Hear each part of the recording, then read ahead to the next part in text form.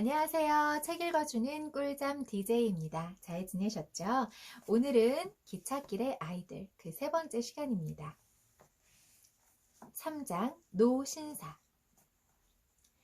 피터의 석탄 사건이 있은 뒤 아이들은 기차역에 가까이 가지 않는 것이 옳은 일 같다고 생각했다.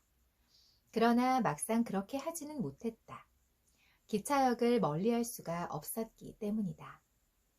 아이들은 태어나서 지금까지 하루 종일 마차들이 북적대는 거리에서 살았다. 길에서 푸주간과 빵집, 양초 가게의 수레를 얼마든지 볼 수 있었다. 하지만 온종일 깊은 고요함만 흐르는 시골길에는 오로지 기차밖에 없었다. 기차는 한때 살았던 도시에서의 생활과 아이들을 이어주는 하나뿐인 연결고리였다. 아이들이 날마다 지나다니는 새 굴뚝집 앞 비탈길에 바스락거리는 짧은 풀밭을 가로질러서 아이들의 발 도장으로 난 길이 생기기 시작했다.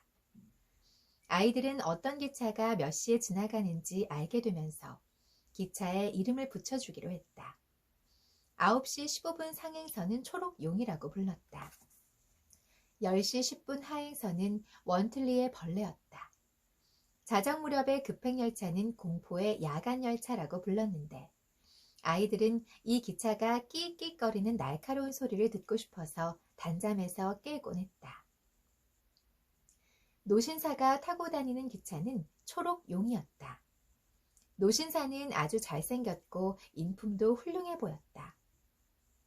잘생겼다고 인품이 늘 훌륭한 건 아니지만 말이다. 말끔하게 면도한 상쾌한 얼굴에 머리는 하얗게 센 은발이었다. 특이하게 생긴 옷깃이 달린 외투를 입었고 다른 사람들이 쓴 것과 달라 보이는 중산 모자를 썼다. 물론 아이들이 이 모든 것을 처음부터 알아볼 수는 없었다.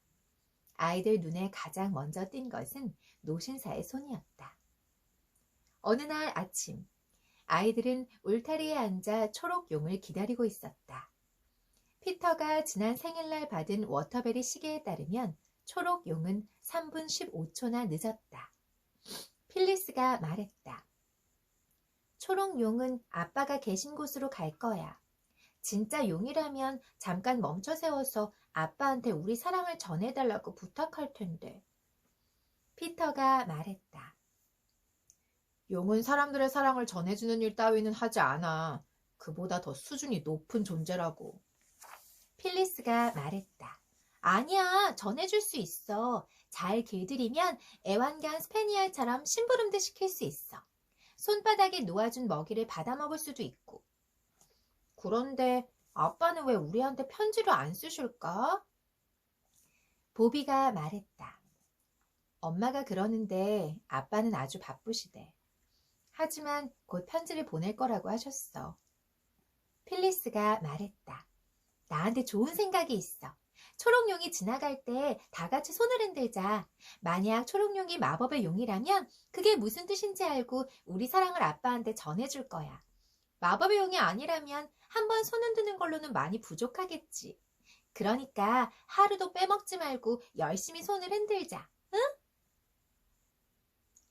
그리하여 초록용이 커다란 소리를 지르며 어두운 동굴 같은 터널을 빠져나올 때 아이들은 울타리 난간에 매달려 손수건을 흔들었다.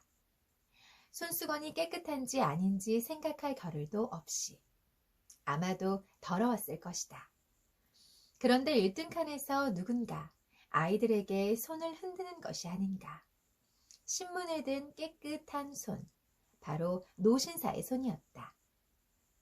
그날 뒤로 아이들과 9시 15분 기차 승객은 서로 손을 흔들게 되었다. 아이들은 특히 보비와 필리스는 노신사가 아빠를 안다고 믿고 싶어 했다. 아빠가 아무리 비밀스러운 곳에 숨어 있다 하더라도 노신사가 업무차 아빠를 만날 거라고. 그래서 새 아이들이 날이 맑으나 비가 오나 아침마다 기찻길 옆 울타리에 서서 손을 흔들며 아빠에게 사랑을 전하고 있다고 말해줄 것이라고 말이다. 엄마는 하루 종일 글을 쓰느라 아주 바빴다. 엄마는 수많은 파란색 긴 봉투에 각각 글을 넣어서 붙였다. 그러면 크기와 색이 제각각인 커다란 봉투들이 엄마에게 오곤 했다. 엄마는 때때로 봉투를 열고 한숨을 쉬었다. 엄마가 쓴 글이 또 집으로 돌아왔구나. 이런. 아이들은 그럴 때마다 안타까웠다. 때로 엄마는 봉투를 허공에 흔들며 소리치기도 했다. 야호! 야호! 편집장이 아주 감각 있는 사람이구나. 엄마 이야기가 마음에 들었대. 이게 그 증거란다. 처음에 아이들은 그 증거가 감각 있는 편집장이 쓴 편지인 줄 알았다. 그러다 이내 엄마의 이야기가 인쇄된 기다란 교정쇠라는 것을 알게 되었다. 교정쇠가 아니죠. 교정쇠라는 것을 알게 되었다. 감각 있는 편집장을 만날 때마다 차와 같이 먹을 번빵이 생겼다. 하루는 아이들의 세계란 잡지의 편집장이 감각 있는 사람인 것을 축하하기 위해 피터가 번빵을 사러 마을로 내려갔다. 가는 길에 역장을 만났다. 피터는 석탄 사건이 생각나서 여간 불편한 게 아니었다. 역장에게 인사하고 싶지 않았다. 한적한 시골길에서 누군가를 만나면 의례 인사를 해야 하는 법이지만 말이다. 역장이 석탄을 훔친 아이와는 이야기하고 싶지 않을 거란 생각에 피터는 얼굴이 달아올라 귀까지 후끈거렸다. 훔친다는 표현이 싫기는 했지만 피터는 그게 맞는 말이라고 생각했다. 피터는 고개를 숙이고 역장을 못 본 척했다. 안녕. 이라고 먼저 인사를 건넨 사람은 역장이었다. 피터도 안녕하세요 라고 대답했다. 대낮이라서 날 못 알아보나 봐. 그렇지 않으면 이렇게 친절하게 대해주실 리가 없어. 이런 생각에 그리 기분이 좋지는 않았다. 피터는 자신도 모르는 사이에 역장을 뒤쫓아갔다. 역장은 피터의 급한 발소리를 듣고 멈춰섰다. 피터는 숨을 몰아쉬며 귀가 새빨개진 채 역장에게 다가갔다. 아까 절 못 알아봐서 친절하게 대해주신 거라면 안 그러셔도 돼요. 뭐? 제가 석탄 가져간 애라는 걸 모르고 인사를 건네신 것 같아서요. 제가 바로 그 애예요. 죄송합니다. 이런, 난 석탄 생각은 전혀 안 했는데. 지난 일은 지난 일이야. 그런데 어딜 그렇게 급하게 가니? 차랑 같이 먹을 번빵을 사러 가는 길이에요. 너희는 아주 가난한 줄 알았는데. 피터가 비밀을 얘기하듯 조심스럽게 말했다. 사실 그래요. 하지만 엄마가 출판사의 이야기나 시를 팔 때마다 차랑 같이 먹을 3페니어치 정도의 빵을 살 수 있어요. 아, 어머니가 글을 쓰시는구나. 그렇게 아름다운 글은 세상에 없을 거예요. 그런 훌륭한 어머니가 있어서 자랑스럽겠구나. 네. 하지만 이렇게 훌륭해지기 전에는 저희랑 훨씬 많이 놀아주셨죠. 난 그만 가봐야겠다. 오고 싶으면 언제든 기차역에 들러라. 그리고 석탄 얘기는 다시는 하지 말자. 알겠지? 고맙습니다. 모든 일이 잘 해결되어서 정말 기뻐요. 피터는 번빵을 사러 운하 다리를 건너 마을로 갔다. 석탄 더미 속에서 역장에게 옷깃을 잡혔던 밤 이후 처음으로 마음이 편안했다. 너무 좋은 분이네요. 그쵸? 피터 마음도 편안해졌을 것 같아요. 다음날 새 아이들은 아빠에게 보내는 인사로 초록용을 향해 3배로 힘차게 손을 흔들었다. 노신사도 언제나처럼 손을 흔들어 주었다. 피터는 의기양양하게 기차역 쪽으로 걸어갔다. 보비는 내키지 않았다. 꼭 가야 해? 필리스가 말했다. 언니 말은 석탄 사건 때문에 말이야. 어제 역장님을 만났어. 피터는 필리스가 한 말을 못 들은 척하며 대수롭지 않다는 듯이 말했다. 오고 싶으면 언제든지 역으로 찾아오라고 하셨어. 석탄 사건이 있었는데도? 필리스가 다시 한번 말했다. 잠깐, 구두끈이 또 풀렸어. 피터가 말했다.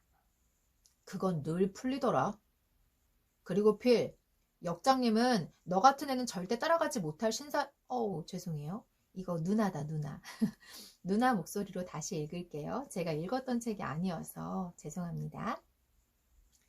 그건 늘 풀리더라. 그리고 필, 역장님은 너 같은 애는 절대 따라가지 못할 신사 중에 신사셔. 석탄 얘기를 꺼내 오빠를 무안하게 만드는 너랑은 상대가 안 되지. 필리스는 구두끈을 맨 뒤 말없이 걸었다. 그러다 어깨를 들썩이더니 이내 굵은 눈물이 코를 타고 기찻길 위로 떨어졌다. 보비가 그 모습을 보았다. 왜 그래? 무슨 일이야? 보비가 멈춰서서 필리스의 떨리는 어깨를 감싸 안았다. 오빠가 신사답지 못하게 날 비난했어. 필리스가 흐느꼈다. 난 한 번도 오빠를 숙녀답지 못하게 흉본 적 없는데. 오빠가 내 인형 클로린다를 순교자처럼 말뚝에 박아 화형시켰을 때도 난 나쁜 말 안 했어. 1, 2년 전 피터는 정말로 그런 못된 짓을 저질렀다. 보비가 솔직하게 말했다. 필, 네가 먼저 시작했어. 네가 먼저 석탄 이야기를 꺼냈잖니? 둘 다 기차에 손을 들고 난 다음부터 했던 말들을 모두 취소해. 그리고 얼른 화해해. 필리스가 훌쩍이며 말했다. 오빠가 하면 나도 할게. 알았어, 우리 화해하자. 제발 이 손수건으로 좀 닦아. 네 손수건은 또 잃어버렸지? 손수건을 뭐에다 쓰느라 자꾸 잃어버리는 건지. 필리스가 화를 내며 말했다. 저번에 오빠가 토끼장 문을 묶는데 썼잖아. 오빠는 고마운 걸 너무 몰라. 이가 없는 자식을 낳는 건 뱀한테 물리는 것보다 더 고통스럽다는 셰익스피어의 식구가 있어. 여기서 이가 없다는 건 감사할 줄 모른다는 뜻이라고 로우 선생님이 가르쳐줬어. 피터가 짜증을 내며 말했다. 알았어, 내가 미안해. 됐지?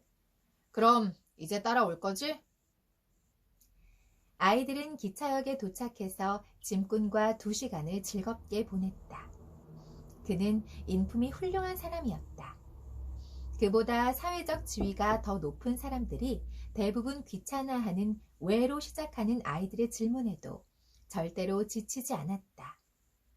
짐꾼은 아이들이 몰랐던 많은 것들을 가르쳐 주었다.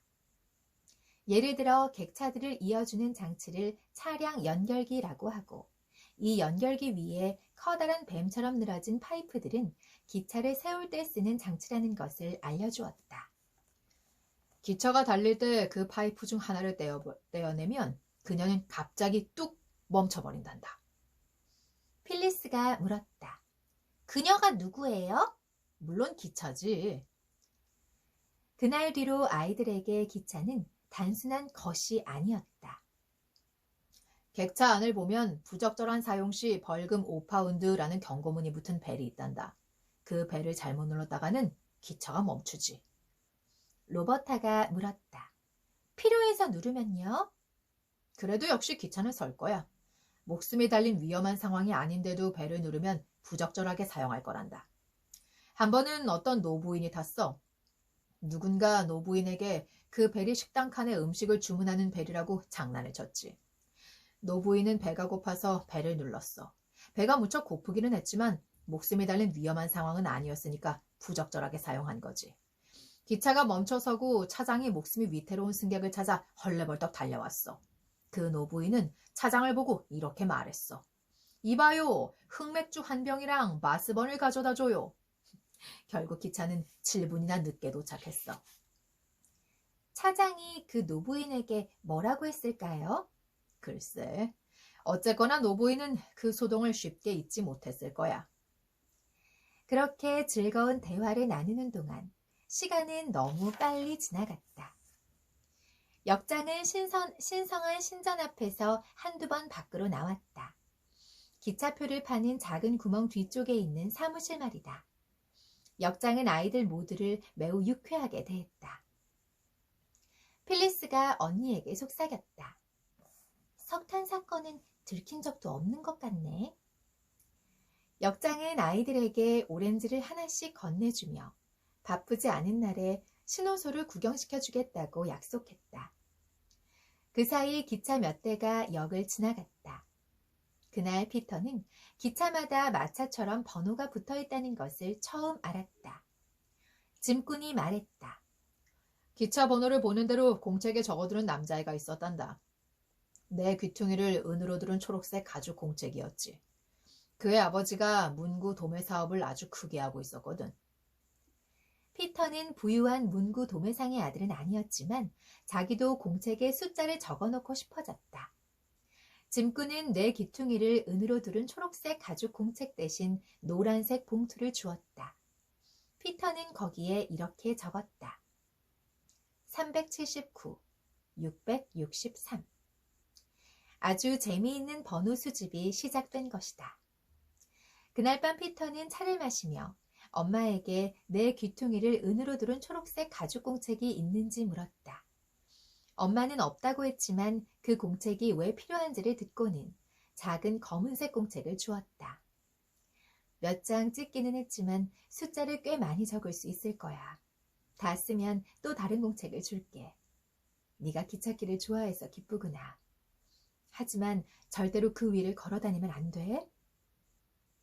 잠시 우울한 침묵 속에서 실망스러운 눈빛들이 오갔다. 피터가 물었다. 기차가 오는 쪽을 향해서 말이죠? 그럼 절대 안 돼. 이번엔 필리스가 물었다. 엄마는 어렸을 때 기찻길 위를 걸어본 적 없어요? 엄마는 정직하고 존경할 만한 성품을 가진 사람이라서 있어라고 대답했다. 필리스가 말했다. 그러면 얘들아, 엄마가 너희들을 얼마나 사랑하는지 알지? 너희들이 다치기라도 하면 엄마는 어쩌라고. 필리스가 물었다. 엄마는 외할머니가 엄마를 사랑했던 것보다 우리를 더 사랑해요? 보비가 그만하라는 눈짓을 보냈다. 하지만 눈치 없는 필리스는 빤히 보이는 눈짓도 알아채지 못했다. 엄마는 잠시 대답을 하지 못하고 일어나서 찻주전자에 물을 더 부었다. 그리고 마침내 말했다. 외할머니가 엄마를 사랑한 것보다 더한 사랑을 보여준 사람은 세상에 없단다. 엄마는 다시 아무 말도 하지 않았다. 보비는 탁자 아래에서 필리스를 세게 걷어찼다. 보비는 엄마가 왜 말을 잊지 못하는지 조금은 이해할 수 있었다. 엄마가 어렸을 때 외할머니에게 세상에서 가장 귀한 딸이었던 때를 떠올리며 추억에 잠겨 있는 것이다. 어려움에 처했을 때 엄마에게 달려가는 것은 너무도 쉽고 당연한 일이었다. 보비는 사람들이 어른이 되어서도 힘든 일이 생기면 엄마에게 달려가는 심정을 짐작할 수 있었다.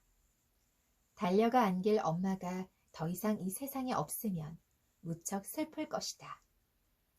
그래서 보비는 눈치 없는 필리스를 자꾸 발로 걷어찼다. 왜 자꾸 발로 차, 언니? 엄마가 살포시 웃음 짓더니 한숨을 지었다. 좋아. 그럼 엄마한테 약속해. 기찻길을 걷기 전에 어느 쪽에서 기차가 오는지부터 똑똑히 확인해야 해. 그리고 터널 근처나 모퉁이 가까이에서는 절대로 기찻길을 걸으면 안 돼. 피터가 말했다. 기차도 마차들처럼 왼쪽으로만 가요. 우리가 오른쪽으로만 다니면 기차가 오는 걸 볼 수 있어요. 아주 좋았어. 여러분은 엄마가 그렇게 말하지 말았어야 한다고 생각할 것이다. 하지만 엄마는 그 순간 자신의 어린 시절을 떠올렸다. 삼남매도 여러분도, 그리고 전 세계의 어떤 아이들도 엄마가 얼마나 힘들게 그 말을 했을지 온전히 이해하지는 못할 것이다. 보비 같은 몇몇 아이들만 조금이나마 짐작할 수 있을까? 바로 그 다음 날, 엄마는 심한 두통으로 자리에서 일어나지 못했다.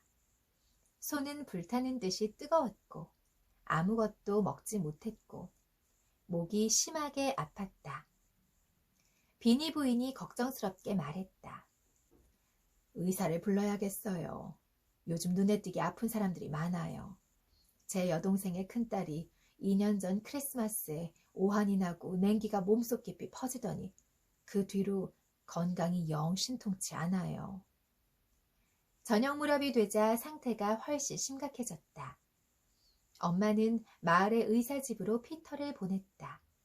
대문 옆에는 금연화 나무가 새 그루 있고 대문에는 의학 박사 W.W. 포레스트라고 쓰인 동판이 걸려 있었다. 저희 딸 혼자 챙기고 학원 갈 시간이라서 제가 오디오북 녹음을 하고 있었던 건데 자꾸 밖에서 똑똑거리네요. 한 박자 쉬고 다시 녹음 이어가도록 하겠습니다.